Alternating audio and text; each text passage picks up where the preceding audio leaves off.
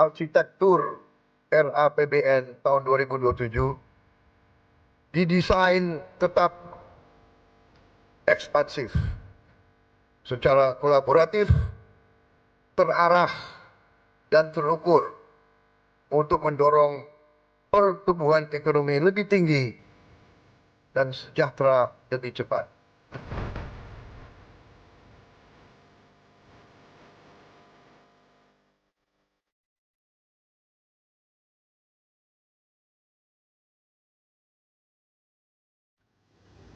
Selamat malam pemirsa, seiring dengan HUT ke-81 Republik Indonesia, pekan lalu Presiden Prabowo Subianto menyampaikan pidato RAPBN 2027 dan nota keuangannya di sidang paripurna DPR dan DPD. Beberapa kejutan muncul dalam proyeksi RAPBN tahun 2027, seperti apa persisnya gambaran perekonomian Indonesia di tahun depan, tahun 2027, dan akan seperti apa dampaknya bagi masyarakat. Pemirsa, bersama saya Leonard Samosir, inilah Top Ekonomi.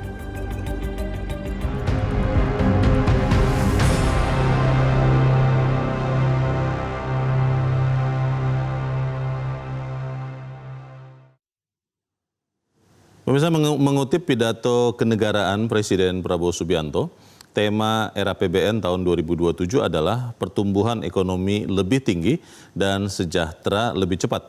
Apa saja kejutan pada RAPBN 2027? Sebelum kita lihat data RAPBN 2027, pemirsa, inilah target utama ekonomi Indonesia yang tertuang di dalam RAPBN 2027.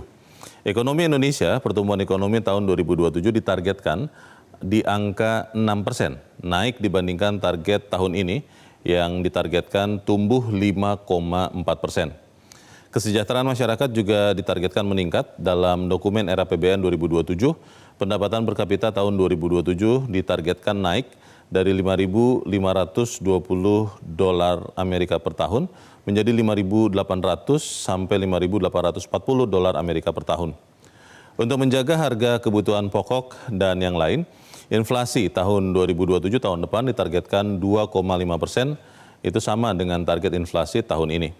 Sementara di tengah ketidakpastian global, nilai tukar rupiah akan dipertahankan di sekitar 17.500 per dolar Amerika.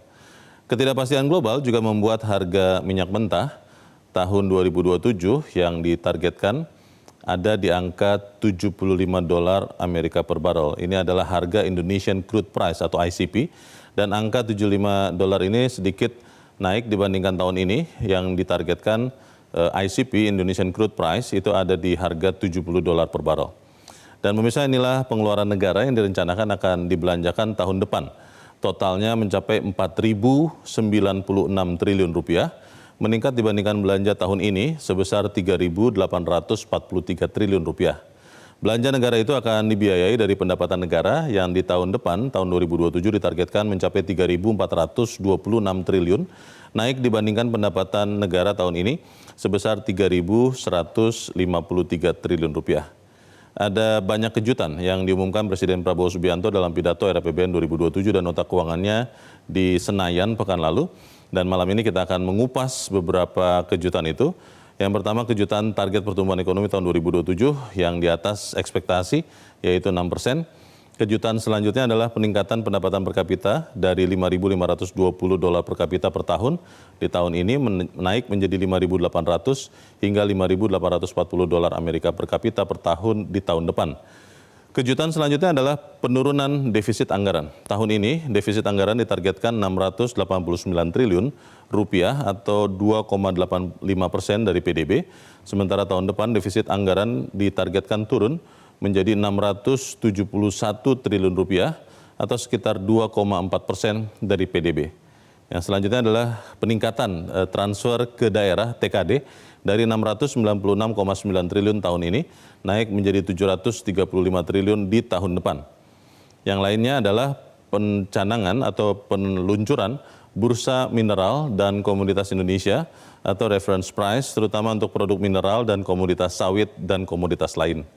Bursa mineral dan komoditas adalah upaya Indonesia untuk mandiri dari ketergantungan pasar luar negeri. Ya pemirsa, seperti apa dampak kejutan RAPBN 2027 ini bagi kita, bagi masyarakat? Wakil Menteri Keuangan Republik Indonesia, Suhasil Nazara, akan menjawabnya bagi Anda. Tetaplah bersama kami, Top Ekonomi akan segera kembali.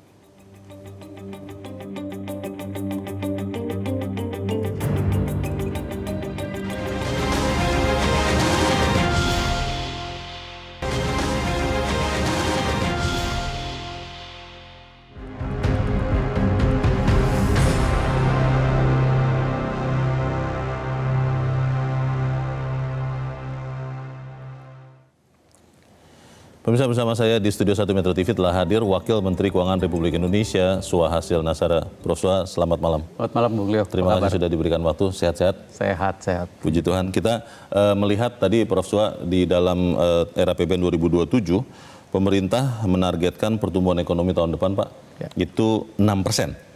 Itu kan kalau dibandingkan tahun ini yang ditargetkan 5,4, artinya ekspansif itu. Itu apa yang mendasari optimisme pertumbuhan ekonomi itu? Pertama ya, kita lihat Bung Leo ya, tahun ini di semester 1 saja kita mendapatkan pertumbuhan ekonomi 5,45%. 2 kuartal ya? 2 kuartal, Oke. ya, selama 1 semester.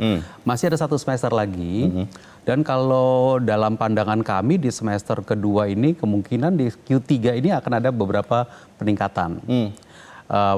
Pertama, kita lihat PMI industri kita sudah mulai ada peningkatan lagi. Sudah di atas 50 lagi ya? Sudah di atas 50, kita berharap itu akan terus bertahan di sana. APBN-nya tetap solid, APBN-nya berjalan dengan baik, penerimaan APBN, belanja juga cukup solid, pembiayaan kita juga baik. Kemudian kita lihat di Q3 kemungkinan konsumsi bisa meningkat, lalu efek dari yang namanya pelemahan kurs itu biasanya memberikan efek positif kepada ekspor. Jadi kita berharap juga nanti di Q3 ini akan mulai ada dorongan pertumbuhan ekspor yang baik. Tentu ada pertumbuhan impor juga, tapi biasanya kalau rupiah melemah, impornya menjadi lebih mahal, sehingga semangat impor itu agak sedikit ngerem turun. Nah, ini kombinasi ini moga-moga nanti menjadi satu. Q3, Q4 kita akan tumbuh di atas 5,5%. Saya berharap keseluruhan tahun nanti bisa kita tutup di atas 5,5%. Dan ini berarti pertumbuhan tahun 2026 ini di atas asumsi kita. Ini adalah modal yang baik kalau nanti ke tahun depan kita bisa tumbuh secara rata-rata itu di 6%. Bapak Presiden memberikan target, dan kalau memberikan target itu ya memang nggak boleh target yang rendah. Tinggi. Target harus cukup tinggi. Kalau bahasanya Bapak Presiden itu kan, gantungkanlah cita-citamu setinggi di bintang-bintang, kalaupun tidak tercapai kau jatuh di atas awan-awan. Pak, ini tapi kita bicara 6%, itu kan kalau asumsinya tahun ini 5,4 atau 5,5%, itu terjadi Pak Wamen di tengah-tengah kondisi ketidakpastian masih tinggi, Pak. Di geopolitik masih tinggi, kondisi keuangan global juga masih tinggi. Itu strategi untuk mencapai 6%-nya itu bagaimana, Pak? Pertama, kita lihat komponennya ya. Komponen dari pertumbuhan itu pertama yang besar adalah konsumsi. 53-54% perekonomian Indonesia itu isinya konsumsi rumah tangga. Ini mesti kita jaga. Itu C-nya ya? Itu C-nya, harus kita jaga. Dan APBN adalah salah satu instrumen utama menjaga konsumsi ini. Karena APBN itu memberikan perlindungan sosial, memberikan bantuan sosial, memberikan pengurangan terhadap beban rumah tangga. Dan APBN itu sendiri juga belanja APBN itu langsung banyak sekali yang menyentuh rumah tangga, baik yang langsung dari APBN maupun yang dari APBN melewati transfer ke daerah. Itu semuanya harus bisa dinikmati oleh rumah tangga dan berkontribusi langsung kepada konsumsi rumah tangga. Itu nomor satu. Nomor dua, ada investasi. Investasi yang mungkin sekarang kita melihat kepada Danantara, bagaimana Danantara dengan keseluruhan konsolidasi asetnya itu kemudian bisa menjadi katalis. Dia sendiri memiliki proyek, tetapi dia kemudian juga menjadi katalis mengundang swasta. Partisipasi dari segenap pelaku ekonomi non pemerintah untuk juga ikut melakukan investasi. Ini menjadi sangat penting untuk iklim investasi dijaga, kepastian hukum, soal pemberantasan korupsi, perizinan, dan macam-macam. Yeah. Setelah itu komponen government expenditure-nya sendiri. Belanja pemerintah. Belanja pemerintah. Kalau tahun ini sampai dengan semester 1 di sekitar 15-16% pertumbuhannya dibandingkan tahun lalu. Mungkin nanti ujungnya ini agak sedikit melandai, tapi tidak terlalu rendah. Tapi dia akan melandai sejalan dengan ekspornya meningkat, investasinya meningkat, dan konsumsinya meningkat. Oke. Jadi memang ini adalah macroeconomic management yang mesti kita orkestrasikan oleh pemerintah, karena pemerintah itu kalau di dalam total PDB, katakanlah PDB kita itu sekarang 26.000 triliun, belanja pemerintah itu hanya sekitar 3.800. Berarti pemerintah itu hanya sekitar total belanja negara itu hanya sekitar 13-14% dari total PDB.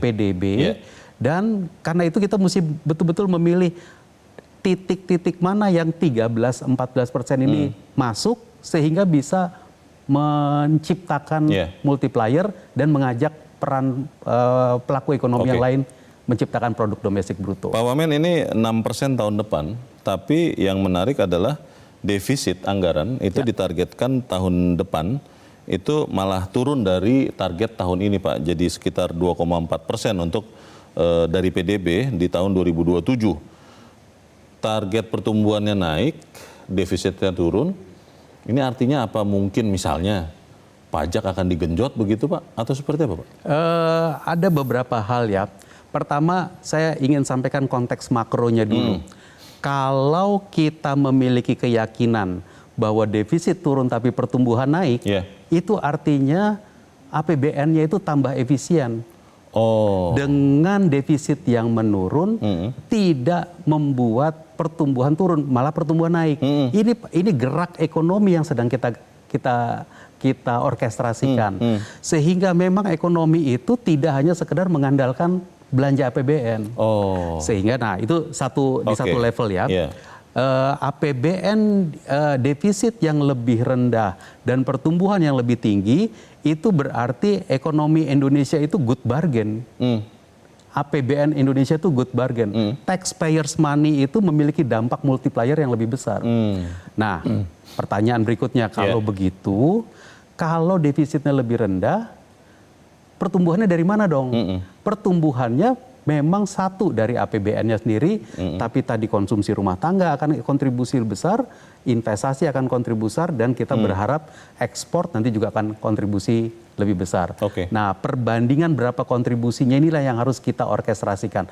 53% konsumsi, sekitar 30% investasi, ini yang mesti kita mainkan bersama-sama, menciptakan PDB bersama. Kira-kira APBN yang total belanjanya itu adalah sekitar 13%, namun yang namanya government consumption itu mungkin hanya sekitar 9% di dalam total produk domestik bruto kita. Selain konsumsi masyarakat, Pak, household, kemudian government spending, investasi kan digenjot tadi, Pak Wamen sudah katakan harapannya Danantara yang akan memenuhi itu.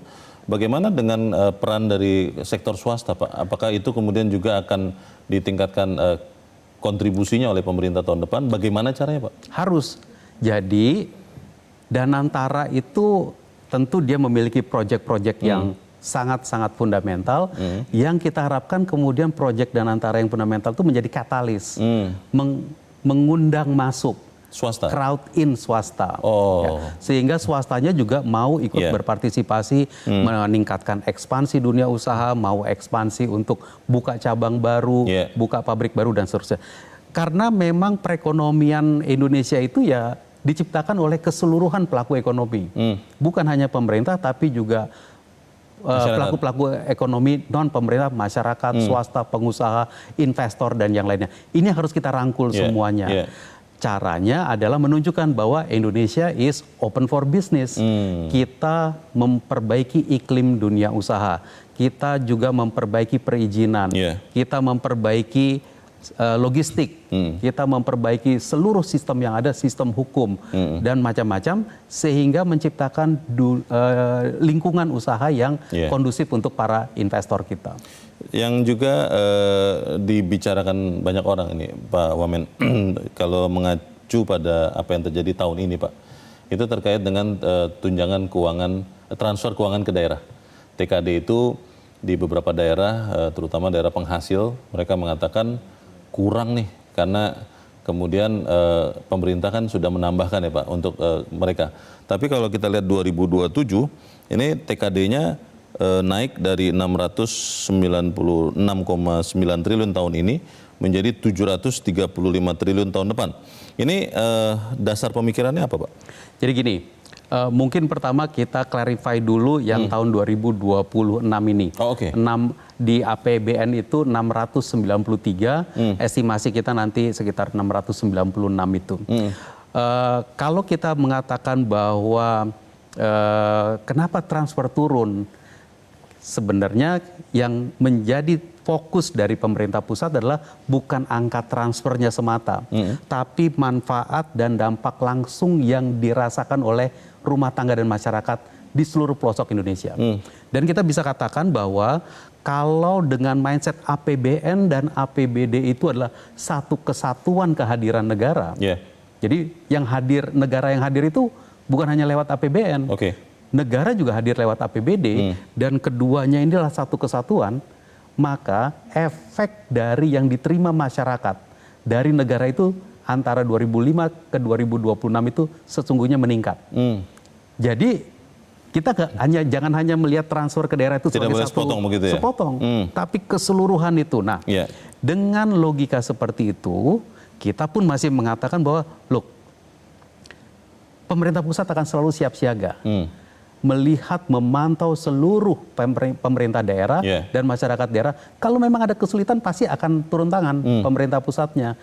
Kemarin ketika ada bencana di Sumatera bagian utara, pemerintah kemudian masuk dengan 10,6 triliun tambahan transfer. Kemudian ketika sekarang juga muncul berbagai macam pendapat, pemerintah daerah ada yang kekurangan ini. Maka kemarin ditambahkan lagi 20,5 triliun rupiah.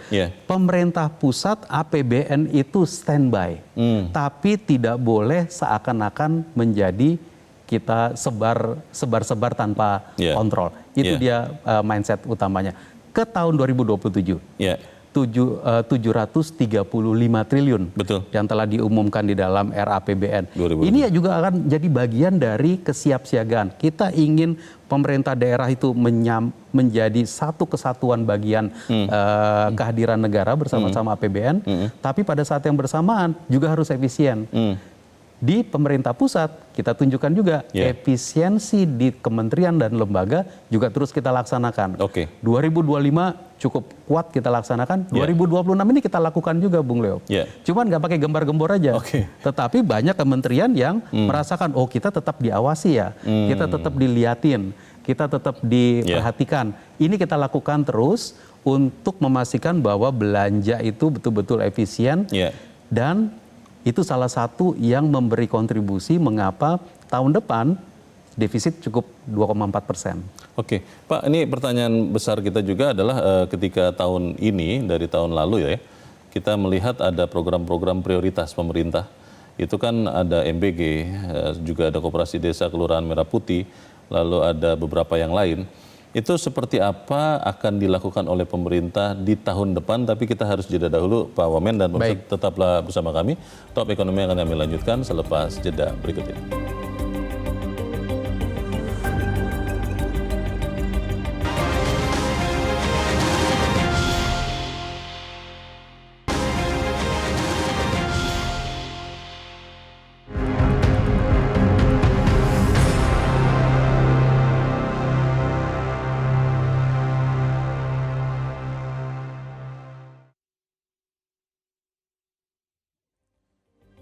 Terima kasih pemirsa, Anda masih bersama kami di Top Ekonomi. Saya masih bersama dengan Wakil Menteri Keuangan Republik Indonesia, Sua Hasil Nazara.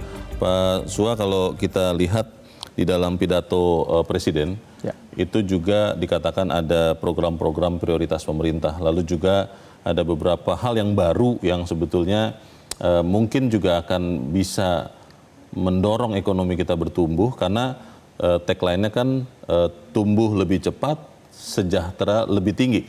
Itu apa saja, Pak Wamen? Yang pasti ya, Pak Leo, pemerintahan Bapak Presiden Prabowo ini kan punya 8 klaster program kerja prioritas nasional, PKPN. Ini di tahun 2026 ini mulai terumuskan. Mungkin kalau dulu kita lebih dengar sebagai sepotong-sepotong, a bit scattered gitu. Di tahun 2026 ini dari sejak awal tahun mulai dirumuskan dan betul-betul menjadi dasar dari penyusunan 2027. Penyusunan RAPBN 2027. Termasuk di dalamnya kalau 8 itu kan kedaulatan pangan, kemandirian energi dan air, pendidikan, kesehatan, hilirisasi dan industrialisasi, infrastruktur, perumahan, ketahanan bencana, ekonomi kerakyatan, desa, dan penurunan kemiskinan. Dan 8 ini kemudian dibangun di atas satu set enabler, pendukung, ya itu berupa pertahanan keamanan, penegakan hukum, tata kelola digitalisasi dan diplomasi ekonomi. Ini adalah cara kerja atau strategi besar dari pemerintahan Bapak Presiden Prabowo yang kemudian di atas platform inilah dibangun berbagai macam program. Nah, program-program kerja inilah kemudian yang dirumuskan oleh tiap kementerian lembaga dan kemudian dianggarkan di dalam APBN. 2027 kita menganggarkan ini. Nah, kemarin ketika Bapak Presiden menyampaikan pidato pengantar RAPBN dan nota keuangannya di DPR, juga beliau memunculkan sejumlah agenda transformasi Indonesia. 10 agenda transformasi itu saya rasa lumayan ditunggu oleh banyak oleh seluruh perekonomian kita karena berisikan betul-betul program yang sifatnya itu langsung menukik, bangun renovasi puskesmas, renovasi rumah sakit, lalu kemudian renovasi sekolah, bursa komoditas, optimalisasi aset BUMN, pusat finansial internasional, lalu kemudian elektrifikasi mobilitas rakyat, duit kewarganegaraan dan DDMF dan antara Development Management Fund. Ini adalah action, jadi agenda yang sifatnya action agenda, agenda aksi. Jadi bukan lagi di level tadi 8 platform, tapi ini udah activity. Nah, tentu aktivitas yang 10 ini akan berjalan melanjutkan seluruh program prioritas yang memang sudah berjalan saat ini. Mungkin kalau dari kita refresh ingatan kita. 2024 Bapak Presiden itu dilantik memegang pemerintahan, lalu semua orang bicara mengenai makan bergizi gratis. MBG. Beliau meminta MBG dijalankan. Dan dijalankan. Mulai 1 Januari 2025 MBG telah dijalankan dengan APBN. Berjalan stop. Nah, di dalam agenda transformasi ini MBG jalan terus. Tetapi 10 ini kemudian akan melengkapi program prioritas yang memang selama ini sudah berjalan. Kampung nelayan, kemudian sekolah rakyat, sekolah unggulan Garuda, renovasi rumah sakit, cek kesehatan gratis, dan seluruh program yang telah berjalan selama ini ya akan terus berjalan. Lalu kemudian ditambah lagi, diperkuat lagi dengan agenda-agenda transformasi yang dirumuskan tadi. Pak Wamen, ini saya ingin mengutip lagi ya dokumen RAPBN 2027. Itu pendapatan per kapita tahun depan itu ditargetkan 5.800 sampai 5.840 dolar dibandingkan dengan target tahun ini 5.520. Ini kan naiknya signifikan, Pak. Ini apa yang akan dilakukan pemerintah untuk meningkatkan pendapatan per kapita kita tahun 2027? Pertumbuhan PDB. Pendapatan per kapita basically adalah produk domestik bruto kita dibagi dengan jumlah penduduk kita. Nah, jumlah penduduk kita kan ya kalau dalam kita lihat 1-2 tahun ya basically ya meningkat, tapi meningkatnya nggak terlalu tinggi-tinggi amat.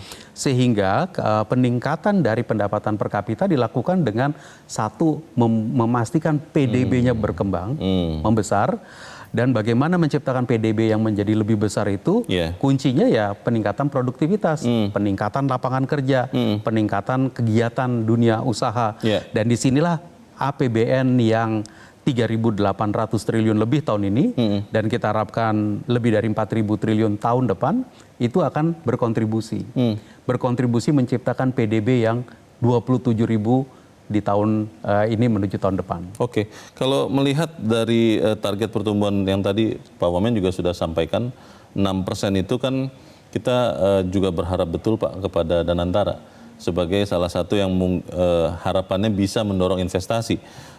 Tapi apakah pemerintah juga punya strategi Pak? Saya tidak tahu apakah insentif fiskal misalnya atau insentif-insentif lain yang bisa menarik investor baik dari dalam maupun dari luar negeri, supaya kemudian di dalam pertumbuhan itu meningkat, Pak. Ya, jadi salah satu fungsi dari fiskal adalah memberikan ruang bagi dunia usaha untuk bisa berkembang. Dan secara spesifik biasanya kita mikirnya adalah langsung ke belanja apa. Tapi ada satu hal yang ingin saya angkat di sini, yaitu namanya belanja perpajakan. Belanja perpajakan itu begini filosofinya. Biasanya kan kalau kita ngomong pajak, itu dunia usaha bayar pajak kepada negara. Tapi negara juga bisa melakukan suatu kebijakan sehingga membuat si pengusaha atau si pelaku ekonomi tidak usah bayar pajak. Oh, bagaimana Pak? Bikin aturan. Bikin aturan mengenai insentif, bikin aturan mengenai relaksasi atau kebijakan pajak tertentu. Nah, dengan tidak dipungutnya pajak, itu akan membuat kegiatan dunia usahanya kemudian berkembang lebih cepat. Ada sejumlah insentif pajak untuk UMKM. UMKM itu bisa membayar pajak yang sifatnya final dan merupakan persentase atas omsetnya. Jadi kalau misalkan dia pengusaha yang kecil tapi ingin taat pajak, membayar pajak final untuk UMKM. Ada insentif pajak untuk kegiatan yang baru-baru ini diumumkan juga oleh Menteri Keuangan kita, yaitu insentif untuk kendaraan listrik, untuk motor listrik. Ya kan, itu juga suatu kebijakan untuk mendorong membangun minat dunia usaha, ayo produksi. Lalu Bapak Presiden meresmikan motor listrik, dan ini kan jadi klop dia. Nah, jadi yang kebijakan-kebijakan seperti ini terus kita lakukan, insentif pajak terus kita gulirkan, dan saat ini saya rasa angka terakhir yang saya lihat, insentif pajak itu kira-kira sudah sekitar 2% dari produk domestik bruto kita. Jadi kalau kita dikatakan bahwa tax ratio-nya hanya 10%, sebenarnya yang bisa dikumpulkan itu 12%. Karena tadi ada tapi dengan 2% kita berikan sebagai insentif, maka kita hanya kolek yang 10%. Nah, ini sebenarnya harusnya kita gaungkan terus, dan kami di Kementerian Keuangan kita berusaha menggaungkan terus untuk memberi kesadaran bahwa peranan dari pajak bukan hanya mengumpulkan uang, tapi juga memberikan insentif. Itu baru dari sisi penerimaan. Sisi belanja. Dari sisi belanja, cara pemerintah untuk mendorong stimulus kegiatan ekonomi ya dengan melakukan belanja pemerintah. Tapi di samping melakukan belanja pemerintah, pemerintah juga melakukan berbagai macam kebijakan, berbagai macam subsidi untuk BBM bersubsidi, subsidi untuk LPG supaya masyarakat bisa menggunakan LPG tabung 3 kilogram, lalu kemudian tidak terbebani dengan perubahan harga di tingkat dunia yang terlalu fluktuatif. Subsidi listrik. Kalau istilah di Kementerian Keuangan itu di pembukuan itu ada subsidi dan kompensasi. Subsidi aja kita sebut semuanya karena itu lebih mudah kita terima.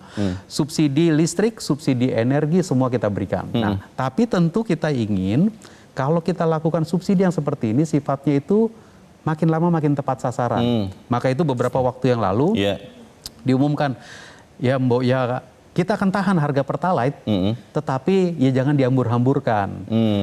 Nomor satu. Nomor dua, kalau Anda adalah kelompok masyarakat yang cukup memiliki keleluasaan keuangan, kemampuan keuangan, ya nggak usah pakai yang Pertalite. Nah tentu ini adalah satu himbauan, tapi tentu harus diofisialkan dalam aturan, lalu kemudian dijalankan dengan alat. Di-reinforce ya? Di-enforce. Nah tentu kita menginginkan bahwa enforcement-nya ini nanti bersatu dengan kesukarelaan untuk ya udah saya pakai ya tidak pakai yang Pertalite. Toh juga kalau saya pakai yang lebih tinggi oktannya, mobil saya juga jadi lebih baik. Mesin lebih bagus. Mesin katanya teman-teman kan yakin seperti itu. Makanya ini menjadi kombinasi. Tapi kita memang akan minta kepada otoritas untuk bisa kita keluarkan aturannya, dan pada saat yang bersamaan kita minta kepada badan usaha kita seperti Pertamina untuk mengadministrasikan di lapangan. Jadi ini harus kombinasi dari semua pihak. Pak Suha, ada yang mengatakan begini Pak, feel free to correct kalau itu salah. Ada yang mengatakan bahwa tahun ini penerimaan pajak itu meningkat terutama karena penerapan sistem Cortex. Lalu ini saya sampaikan dulu Pak. Lalu di dalam sistem Cortex itu kemudian di tahun depan kemungkinan tidak akan ada lonjakan karena Cortex-nya kan sudah berlaku Pak, sudah in place. Pertanyaannya apakah kemudian meningkatkan pajak itu akan lebih ke intensifikasi atau ekstensifikasi atau seperti apa strategi Pak? Oke, jadi nanti silakan dilihat angkanya kalau teman-teman di Metro TV langsung bisa mengeluarkan angka juga bagus. Tahun ini kalau kita lihat APBN 2026, target pertumbuhan pajak itu dibandingkan 2025, targetnya dia harus tumbuh 23%. Nah ini memang kita desain karena kita memiliki keyakinan bahwa yang namanya Cortex itu akan memiliki dampak. Di samping juga kita melakukan beberapa optimalisasi dalam administrasi perpajakannya. Nah jadi dan kita lihat sampai dengan sekitar bulan Juli ini pertumbuhan pajak itu kira-kira 22%. Sekitar itu. Jadi ini on track. Ya saat ini on track dengan berbagai macam kebijakan yang kita lakukan, on track. Nah, termasuk tadi Bung Leo katakan itu on tracknya juga gara-gara Cortex, Pak. Ada yang mengatakan begitu, Pak? Ada yang mengatakan gitu. Nah, jadi kalau tahun depan sekarang tahun ini Cortex-nya berjalan, tahun depan juga berjalan, pertumbuhannya dari mana lagi? Nah, itu. Gitu. Bung Leo bisa lihat untuk tahun 2027 target pertumbuhan pajak kita targetkan hanya di 12, sekian persen. Jadi kita memang menggunakan, kita memahami sekali tuh bahwa ada efek dari Cortex dan kita lihat efeknya positif di dalam pengadministrasian pengumpulan pajak kita. Namun kita juga nggak boleh gebiau ya. Dalam seakan-akan kalau sekali tumbuh 20%, dia akan tumbuh 20% terus 5 tahun ke depan. Kita pertumbuhan pajak yang paling utama itu menurut saya adalah kombinasi antara administrasi pajak dan memang kebijakan pajaknya. Nah kita memang melihat bahwa ketika perekonomian kita keluar dari COVID, lalu kemudian kita mulai bekerja lagi, scaring effect biasanya selalu disebut orang sampai dengan 2024 mungkin. Masih ada ya? Mungkin masih dirasakan sedikit-sedikit 2024. 2025 kita lihat gerak ekonomi membaik, kita bisa tumbuh secara tahunan lebih tinggi dibandingkan tahun sebelumnya. 2026 ini sepertinya di setengah semester 1 ini cukup baik. Kita berharap ada titik-titik optimisme. Meskipun udah melewati perang, perangnya belum selesai. Dan jangan lupa perangnya Rusia sama Ukraina juga masih belum selesai. Iran sama di daerah Middle East juga masih berlangsung. Tapi menurut saya resiliensi ekonomi Indonesia ini luar biasa. Nah ini yang harus kita bangun terus optimisme, bangun terus iklim usahanya, kemudian kita perbaiki kualitas APBN-nya, dan APBN benar-benar menjadi signal bagi pelaku ekonomi untuk bekerja bersama-sama membangun Indonesia. Baik, di dalam perjalanan waktu ini kita juga tahu Pak Wamen bahwa pemerintah juga ingin mengoptimalkan penerimaan negara dari terutama devisa dari ekspor Pak. Kita tahu ada DSI dan antara Sumber Daya Indonesia yang akan beroperasi penuh 1 Januari.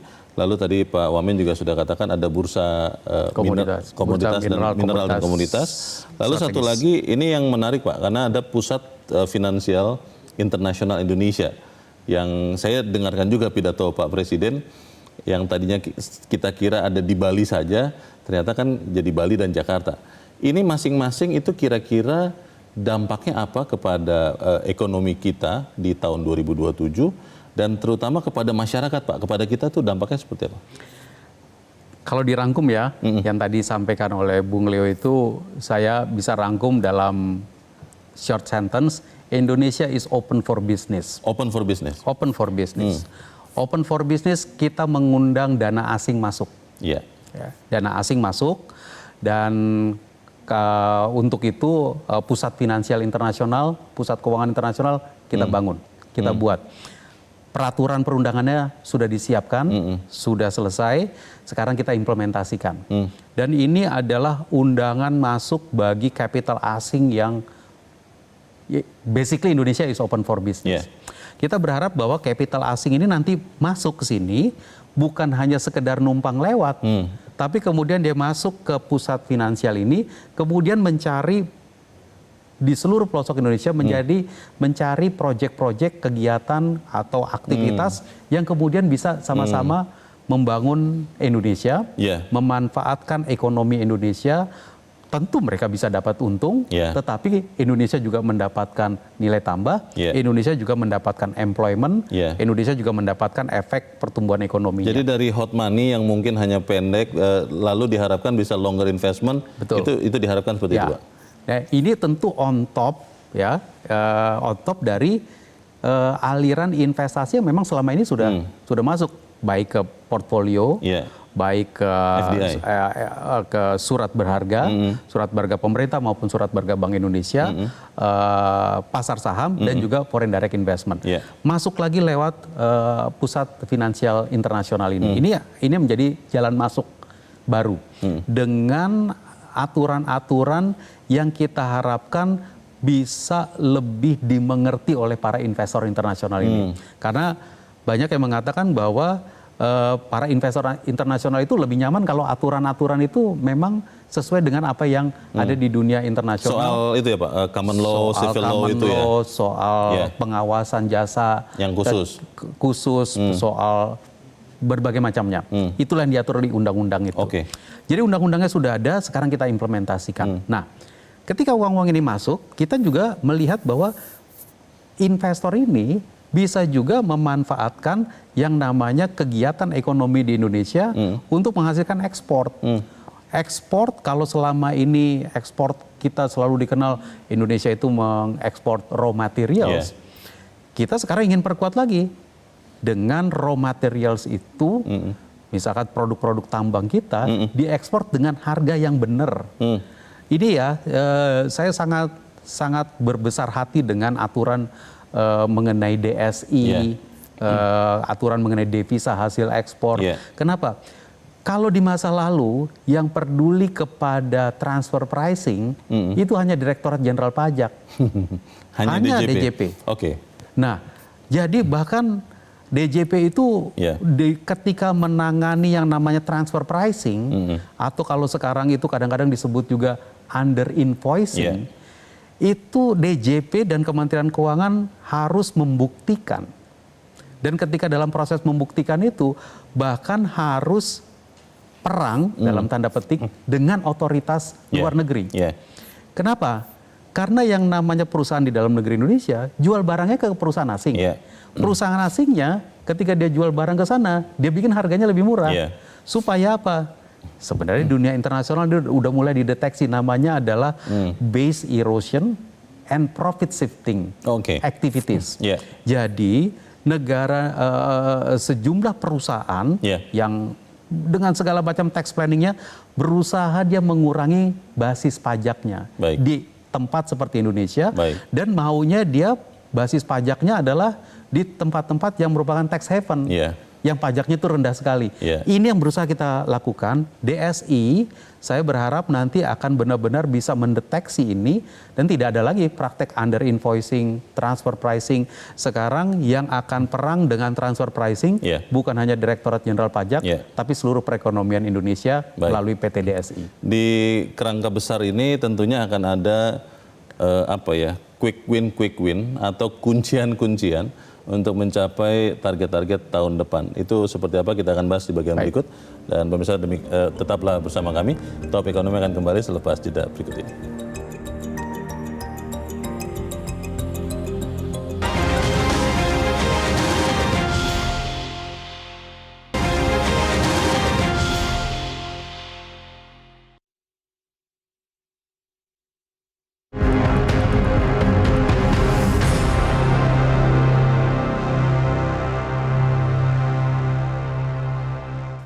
Terima kasih Anda masih bersama kami pemirsa, dan kita ada di bagian akhir diskusi malam ini dalam Top Ekonomi bersama dengan Wakil Menteri Keuangan Swahasil Nazara.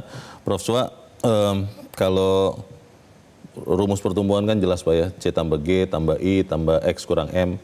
Pertanyaannya untuk tahun 2027 Pak, yang mana yang mungkin akan lebih diandalkan, akan lebih benar-benar dijaga oleh pemerintah supaya kemudian 6% itu bisa tercapai atau bahkan lebih Pak? Yang paling penting adalah konsumsi masyarakat. Karena dia 53% dari keseluruhan produk domestik bruto itu. Oke. Nah, konsumsi masyarakat yang mesti kita jaga ini bukan hanya konsumsi masyarakat kelas bawah, juga kelas menengah, juga yang kelas atas. Nah, jadi keseluruhan konsumsi masyarakat itu harus dijaga. Oke. Dan untuk yang kelas atas biasanya dia udah ngurus dirinya sendiri. Untuk yang kelas menengah biasanya mereka membutuhkan unlocking potential situ. Ya. Infrastruktur itu bisa men-unlock potensi yang dimiliki oleh kelas menengah. Jadi kita mesti bangun infrastruktur. Harga yang stabil itu bisa unlocking potentials dari kelas menengah.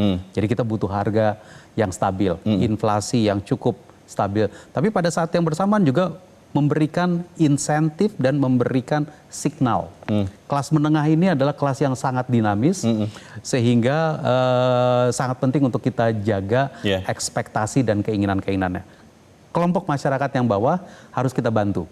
Itulah perlindungan sosial, bantuan sosial, dan seluruh belanja APBN diarahkan bersatu dengan belanja APBD diarahkan bagi masyarakat dengan berbagai macam program. Jadi saya rasa memang tugas kita adalah menjaga kesinambungan ini dengan tetap menjaga kesehatan APBN-nya. Bukan berarti itu APBN-nya dihambur-hamburkan, tapi tetap dijaga efisien, bangun kampung nelayan dengan efisien, kemudian dipakai oleh masyarakat di kampung nelayan tersebut untuk unlocking their potential. Nah, selain itu, sejumlah investasi, kalau tadi konsumsi ya, investasi harus betul-betul kita arahkan juga untuk yang unlocking the potentials. Saya ambil satu contoh. Bapak Presiden memberikan arahan 100 gigawatt PLT surya. Tenaga surya ya? Pembangkit listrik tenaga surya, 100 gigawatt. Dan ini adalah visi Bapak Presiden untuk unlocking the potentials. Nah, tentu tidak bisa langsung 6 bulan lagi semua 100 gigawatt. Tetapi tahun 2026 ini sudah mulai didesain. PLN sendiri mendapatkan beberapa, kalau saya nggak salah 17 gigawatt. 15 atau 17 gigawatt menjadi tugasnya PLN. Tapi bukan hanya negara sendiri yang bekerja. Seyogianya dengan visi 100 gigawatt, lalu kemudian PLN-nya bekerja, lalu dia menjadi katalis mengundang investasi yang lain. Investasi dari non APBN dan juga investasi dari swasta, bahkan sedapat mungkin investasi dari luar negeri. Ini unlocking potentials.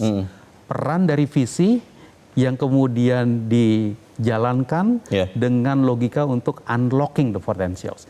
Ini PR besar kita jangka menengah ke depan, Bung Leo. Tadi Pak Swa sudah mengatakan soal dampak dari Danantara Sumber Daya Indonesia soal membereskan misinvoicing.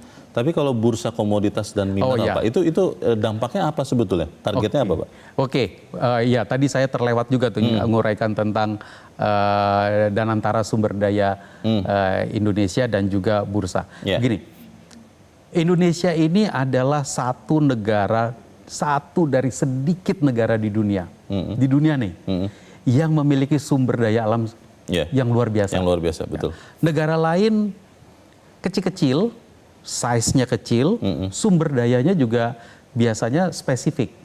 Indonesia inilah negara yang sangat besar secara geografis dan memiliki kandungan sumber daya alam yang luar biasa, terutama tambang. Tapi bukan hanya tambang, termasuk perkebunan. Betul. Indonesia itu ada di jalur Katulistiwa, dan yang namanya sawit itu hanya bisa hidup di sekitar garis Katulistiwa. Nggak bisa dia terlalu jauh dari garis Katulistiwa. Nah, dengan demikian, maka Indonesia itu memiliki potensi menciptakan produk-produk atau komoditas-komoditas yang tidak dimiliki oleh negara lain. Dominan ya? Dominan. Oke. Nah, karena itu pertanyaannya adalah, kalau kita yang bikin produknya, idealnya kita itu menjadi tempat penentuan harga. Supply dan kita tahu harga itu ditentukan oleh supply dan demand. Supply-nya ada dari Indonesia, demand-nya ada di seluruh dunia. Masa kita mengatakan oke-oke saja kalau supply dan demand itu terbentuknya di tempat yang nggak punya barangnya. Rotterdam. Kekuatan mereka apa sih? Ini yang mesti kita pelajari. Kekuatan mereka apa? Kekuatan mereka untuk tempat-tempat bursa yang seperti ini di dunia adalah kemampuan mereka menjadi tempat di mana transaksi supply dan demand itu berjalan secara kredibel, secara proper. Saya yakin Indonesia bisa. Kita memiliki modal sebagai suppliernya, produsennya, kita bisa membangun suatu ekosistem bursa di mana transaksi bisa berlangsung dengan wajar. Kita lihat ya kemarin transaksi bursa. Ketika sekarang kita bulan Januari kena hit. Betul. Ya, kena hit karena beberapa jenis transaksi kita dianggap tidak wajar, lalu kemudian dunia mengatakan bahwa Indonesia kalau begitu nanti kita nggak bisa percaya kredibilitasnya. Kita melakukan perbaikan dalam waktu 6 bulan, 8 bulan saat ini sudah, dan secara perlahan kredibilitas itu mulai kelihatan membaik. Dan kita harapkan bahwa ini akan menjadi pelajaran yang baik, bukan hanya untuk pasar saham, tapi juga untuk pasar, ini modal buat bursa komoditas kita. Maka itu sesuai arahan undang-undang yang terakhir, Bapak Presiden juga membuat bahwa bursa komoditas strategis itu ada di bawah pengawasan Otoritas Jasa Keuangan. Dibangun. Oke. Perintahnya seperti itu, perintah undang-undang, dan ini amanat dari Bapak Presiden, buat dan lakukan secara kredibel, dan kita itu menjadi bagian dari menjalankan pasal 33 Undang-Undang Dasar 1945. Yang akan diperdagangkan nanti di bursa komoditas strategisnya nanti perlu dipastikan apa saja, tapi saya yakin barang-barang seperti nikel kita yang rare, yang jarang ada di seluruh dunia, itu kita untuk bisa mendapatkan harga yang proper, bisa mendapatkan kalau istilahnya revealing the right price, the correct price, itu saya yakin Indonesia memiliki kemampuan untuk itu. Terakhir Pak Sua, kalau dalam satu kalimat singkat saja, Anda melihat era APBN 2027 itu seperti apa Pak? Era APBN 2027 adalah kelanjutan dari APBN 2026 di masa pemerintahan Presiden Prabowo yang akan meletakkan fondasi yang lebih kuat lagi bagi Indonesia tumbuh di jangka menengah dan kesejahteraan kita yang lebih baik di jangka menengah. Baik, kita aminkan itu supaya kemudian kita tumbuh lebih tinggi dan sejahtera lebih cepat. Pak Wamen, terima kasih sudah hadir di tempat ini. Selamat malam Pak. Selamat malam, makasih Bung Leo. Dan pemirsa, demikianlah akhir dari Top Ekonomi untuk malam ini. Atas nama teman-teman yang bertugas, saya Leonard Samusi mengucapkan terima kasih untuk kebersamaan Anda. Selamat sampai bertemu lagi di kesempatan berikutnya. Sampai jumpa.